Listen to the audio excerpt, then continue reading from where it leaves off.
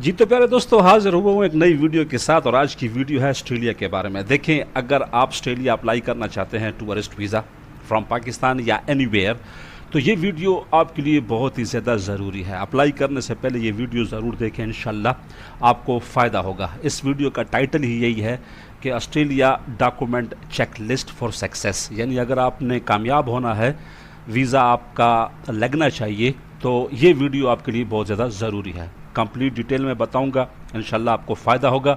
इससे पहले मैं ऑस्ट्रेलिया की ऑनलाइन एप्लीकेशन बता चुका हूं, वो आप मेरी वीडियो पे या मेरे यूट्यूब चैनल पे आप देख सकते हैं। ठीक है, आज मैं बता रहा हूं चेक लिस्ट। अप्लाई करने से पहले देखें, बहुत लोग क्वेश्चन करते हैं कि हमें क्या क्या चाहिए।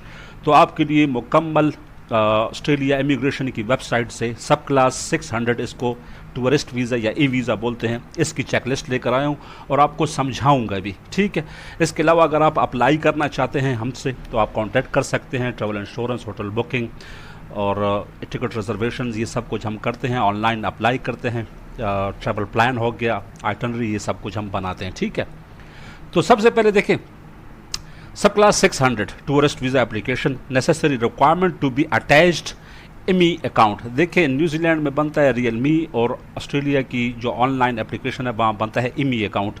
एमी अकाउंट बनने के बाद आपने ऑनलाइन जो फॉर्म होता है वो फिल करना है बड़े तरीके के साथ, प्रोफेशनली। ठीक है, और यहाँ पर देखें, आपको बता रहे हैं कि क्या करना है। देखें, complete all fields on the website including detail description of your purpose of travel. सब कुछ आपने भरना है ऑनलाइन एप्लीकेशन में, और ये बताना है डिटेल से डिस्क्रिप्शन में कि भाई पर्पस ऑफ ट्रैवल आपका क्या है। देखें क्या क्या आपका लगेगा। Copy of all pages of your current and previous passport for each person include in the application. ठीक है, तमाम पुराने, अगले, पिछले जितने भी पासपोर्ट के आपके पेजेस हैं जहाँ पर वीज़ा वगैरह लगा हुआ है, या एक पासपोर्ट एक्सपायर हुआ आपने नया बनाया है, तो उसके पेजेस आपने लगाने हैं। ठीक है, नंबर 2, इसमें देखें, note your passport must have at least 6 month before the expiry date. देखें, आपके पास 6 महीना होना चाहिए जब भी आप किसी भी वीज़े पे अप्लाई करना चाहते हैं। ठीक है, if you have expired passport showing previous international travel, please either submit this passport और submit copies of this pages containing visa and travel stamps. अगर आपके पिछले किसी पासपोर्ट पे वीज़ा वगैरह लगा हुआ है, ठीक है, उस पर स्टंप लगी हुई है, तो ये भी वो बोल रहे हैं कि आप हमें भेजें। ठीक है, इसका फ़ायदा होगा। देखिए, यहाँ पर फिर लिखा हुआ है कि वीज़ा एप्लीकेशन चार्ज। ठीक है, all fees and charges must be paid by credit card. आपने ऑनलाइन जब पेमेंट करनी है तो आपने ऑनलाइन ही क्रेडिट कार्ड के ज़रिए फीस देनी है। ठीक है, the current application fee and charge are published on the department of immigration and citizenship DIC। ये वेबसाइट है। देखिए, इस वेबसाइट पे आपने जाना है और आपने यहाँ पर अप्लाई भी करना है, और ऑनलाइन सब कुछ इधर मिलेगा। ठीक है, if the visa application charge has been paid DIC of the Australia, you copy receipt must be submitted your application. ठीक है, आपने ये ऑनलाइन भी करनी है, और किधर से अगर पेड किया है तो उसकी भी सबमिशन करनी है। ठीक है, two recent photo size passport size photos for each person including the applicant taken in the last 6 month. अभी बिल्कुल रिसेंट 2 फोटोग्राफ होनी चाहिए जो आपने रिसेंट खींची हों, नहीं तो फिर 6 महीने पुराने तक चलेगी, इससे ज़्यादा पुरानी नहीं चलेगी। Include the start date, your date and year of your residence on the residential address provided in the application form। आपने एप्लीकेशन फॉर्म में रेजिडेंस एड्रेस का भी बताना है कि अभी आप कहाँ हो। बहुत लोग पाकिस्तानी पासपोर्ट होते हैं लेकिन सऊदी, कतर, दुबई में, तो आपने वो बताना है कि यार हम अभी इस वक्त सऊदी, कतर, दुबई में हैं। ठीक है, इफ़ यू आर एम्प्लॉयड, अगर आप एम्प्लॉयड हो तो क्या करना होगा, सैलरी स्लिप्स आपने दिखानी होंगी कि मैं फ़लाँ कंपनी में एम्प्लॉयर हूँ। ठीक है, उस कंपनी की तरफ से मुझे इतनी सैलरी मिलती है, वो आप बाई बैंक भी बता सकते हैं, या अगर आपको सैलरी स्लिप मिलती है तो सैलरी स्लिप की रसीद भी आप अपनी कंपनी से ले सकते हैं। Certified copy of national tax number यानी कि NTN registration certificate issued by the federal board of revenue and contract और लेटर फ्रॉम योर एम्प्लॉयर। ठीक है, आपका जो जिस जगह पे आप काम करते हो कंपनी का, उसका एनटीएन नंबर वगैरह होना चाहिए, उससे फ़ोटो लेके आप वो भी चढ़ा सकते हैं। कॉन्ट्रैक्ट और लेटर फ्रॉम योर एम्प्लॉयर, आप अब कॉन्ट्रैक्ट भी अपना चढ़ा सकते हैं कि यार ये कॉन्ट्रैक्ट मेरे और मेरी कंपनी के बीच में हुआ था, ठीक है। और लेटर फ्रॉम योर एम्प्लॉयर, या आप अपना जो है एक लेटर ले सकते हैं कंपनी से कि मुझे एनओसी लेटर दे दो कि मैं ऑस्ट्रेलिया घूमने के लिए जा रहा हूँ, तो वो आपको एनओसी बना के दे सकता है कि ये मेरे पास काम करता है, ऑस्ट्रेलिया जा रहा है 1 महीने छुट्टी के लिए, यहाँ पर इसकी छुट्टियाँ, फला दिन को जा रहा है, फला दिन को वापस आएगा, ठीक है। स्टेटिंग योर पोजीशन, उसमें आपकी पोजीशन लिखी होनी चाहिए। लोग बोलते हैं ना कि एनओसी में क्या होना चाहिए सर, जब मैं कंपनी से एनओसी लूँ तो क्या होना चाहिए, यहाँ आपको बता रहे हैं। Stating date of your position, आपकी उधर क्या पोजीशन है। डिटेल ऑफ योर इनकम, आपकी कितनी तनख्वाह है। Length of your contract employment, आपका कितना टाइम हो गया कि आप उसके साथ काम कर रहे हो, कॉन्ट्रैक्ट है आपका उसके साथ। Amount of leave has been approved and if your employment will continue on your return from Australia, ये भी सबूत होना चाहिए कि आप वापस अपनी कंपनी में जाओगे, ठीक है। If you are self employed, अगर आप सेल्फ एम्प्लॉयड हो, ठीक है, खुद का बिजनेस कर रहे हो, ठीक है। Provide evidence of company detail, अपनी कंपनी की डिटेल बतानी है। फॉर एग्जांपल क्या होना चाहिए, information about the nature of business, आप किस किस्म का बिजनेस कर रहे हो वो बताना होगा। बिजनेस रजिस्ट्रेशन लाइसेंस, आपने लाइसेंस की कॉपी चढ़ानी होगी। बैंक स्टेटमेंट, अगर आपका बैंक हर एक बिजनेस का बैंक अकाउंट होता है, क्योंकि वो बैंक की जो ट्रांजैक्शंस होती हैं वो आपके बिजनेस के नाम पे होती हैं, ठीक है। And certified copy of national tax, यानी कि एनटीएन नंबर की आपके पास सर्टिफाइड कॉपी होनी चाहिए। Registration certificate issue by the federal board of revenue, ठीक है। उसके बाद देखें, इफ़ यू आर स्टूडेंट, अगर आप स्टूडेंट है, evidence of your enrolment at your school, college, university, आपके पास आपके एनरोलमेंट का सर्टिफिकेट होना चाहिए कि हाँ भाई ये इसी स्कूल में पढ़ता है, ठीक है। Evidence that you have sufficient funds, आपके पास सफिशिएंट, अभी अगर फॉर एग्जांपल आप स्टूडेंट हैं तो आपके पास फंड्स होने चाहिए। Personal support during your stay Australia, for example bank statement, आपके पास बैंक स्टेटमेंट होनी चाहिए अगर आप स्टूडेंट हो, कि आप अपने आप को वहाँ पर सपोर्ट कर सकोगे। नीचे आते हैं, ठीक है। If your visits supported by a relative और फ्रेंड इन ऑस्ट्रेलिया, अगर आपका कोई ऑस्ट्रेलिया में भाई, दोस्त, बहन, भाई, अब्बू, माँ, बाप, कोई भी आपका है, कोई दोस्त है, कोई रिलेटिव, खाला, खालू, चाचा, चाचू, जो भी है, ठीक है, उसका आपने provide full name, date of birth of your relative और friends you intend to visit, आपने उसका फुल नेम बताना है और डेट ऑफ बर्थ उसकी बतानी है, ठीक है, जिसके पास आप जा रहे हो।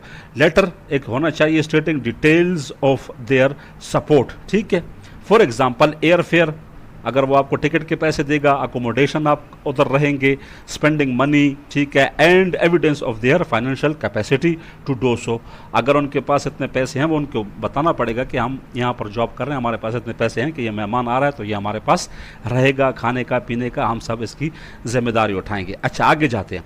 Detail of travel arrangement, accommodation and plan travel itinerary, ठीक है। देखिए ये आपके पास होना चाहिए, ये लाजिम हर वीज़े के लिए होना चाहिए कि आपके पास ट्रैवल अरेंजमेंट यानी कि टिकट रिजर्वेशंस वगैरह हो, अकोमोडेशन अगर आप खुद जा रहे हो, होटल बुकिंग होनी चाहिए, एंड प्लान ट्रैवल एटर्नी, और आपके पास प्लान होना चाहिए ट्रैवल एटर्नी का कि कहाँ जाओगे, किस जगह रुकोगे, कौन सी जगह को देखोगे, ठीक है, फ़लाँ दिन कहाँ होगे, फ़लाँ दिन कहाँ होगे, ठीक है। ये मैं हर वीडियो में बताता रहता हूँ, आप लोगों को समझाना है मेरा काम, जो काम मैं करता हूँ वो मैं चाहता हूँ कि आप लोग भी समझो, ठीक है।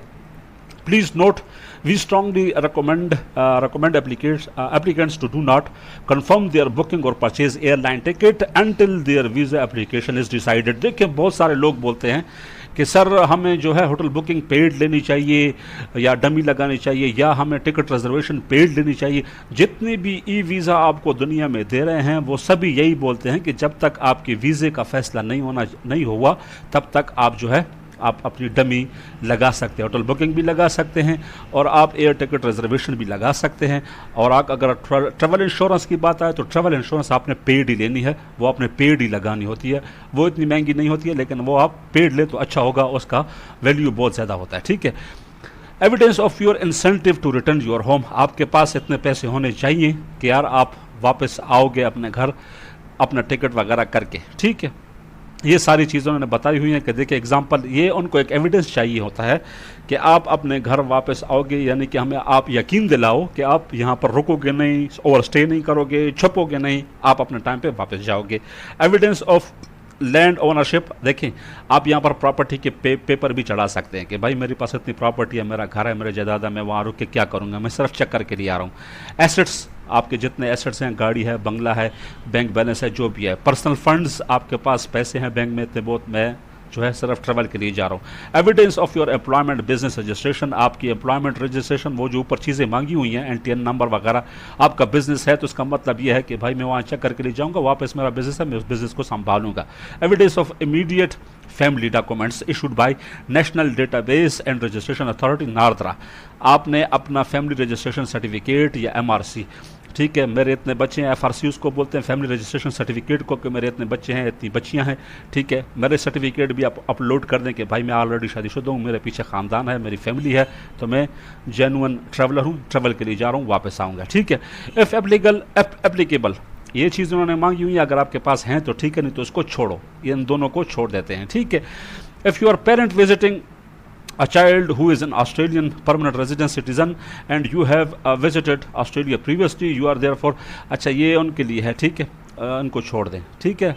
नीचे आते हैं, देखिए एप्लीकेंट अंडर एज ऑफ 18, अगर जो छोटे बच्चे हैं उनका क्या होगा, ये आपके सामने लिखा हुआ है, उनके लिए एक फॉर्म होता है 1229, ठीक है, ये होगा इसके लिए फिर आप हमसे कांटेक्ट कर सकते हैं। Any child under the age of 18 years who travelling without either or both parents, ठीक है, ये उनके लिए है जो बगैर माँ बाप के जाके सफ़र करना चाहते हैं। एप्लीकेशन ओवर 75 ईयर, जो 75 ईयर से ज़्यादा हैं, बड़े हैं, बूढ़े हैं, उनके लिए क्या रिक्वायरमेंट है, you also require provide evidence that you have medical insurance cover for the length of your stay. देखिए उनके लिए ये चीज़ बहुत लाजमी मांगी गई है कि वो लोग लाजमी अपनी मेडिकल इंश्योरेंस करेंगे, क्योंकि अल्लाह ना करे बड़ी उम्र का इंसान होता है तो वहाँ जाके अगर वो बीमार हो जाता है तो ठीक है, उनके पास इंश्योरेंस होनी चाहिए कि उनकी इंश्योरेंस में से सारी जो पैसे हैं वो यानी कि खर्च हो सके, ठीक है। Optional supporting document that you may supply, ठीक है, इफ़ एप्लीकेबल, ठीक है। Form 956 advise by migrate agent exempt person provided immigration assistance please fill in the, अच्छा ये सारी चीज़ें तकरीबन जो ज़रूरी थी वो मैंने आपको सारी बता दी हैं, ठीक है। तो मेरा काम भाइयों ये होता है कि यार मैं आप लोगों को समझा सकूं। बहुत लोग क्वेश्चन करते हैं कि ये कैसे करना होता, कौन सी चीज़ चाहिए, कौन सी चीज़ नहीं चाहिए। तो इससे पहले भी मेरी वीडियोस यूट्यूब पे मौजूद हैं, प्लीज़ सब्सक्राइब कर दिया करें, ठीक है। इंशाल्लाह हाज़िर होंगे नई वीडियो में, तब तक के लिए वस्सलाम।